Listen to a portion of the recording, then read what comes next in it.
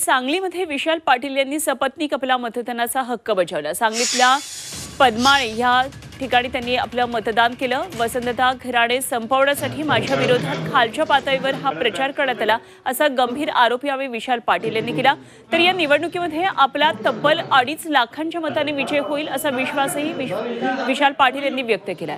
विशाल पाटील हे काँग्रेसचे बंडखोर अपक्ष उमेदवार आहेत आणि त्यांच्यासमोर ठाकरे गटाचे चंद्रहार पाटील आणि भाजपच्या संजय काका पाटील यांचं आव्हान आहे।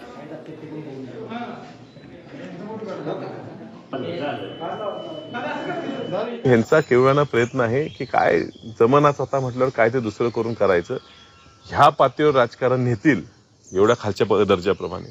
आज आम्ही एवढे वर्ष राजकारणात आहे, आम्ही आमचं कुटुंब आहे, पण हा दर्जा एवढा खालवेल एक सीट जिंकण्यासाठी किंवा वसंतदादांच्या घराला संपवण्यासाठी ह्या एवढ्या वाईट पद्धतीची कूटनीती ही लोक अवलंबतील असं वाटलं नव्हतं। असो, शेवटी कौल ही जनताच देणार आहे।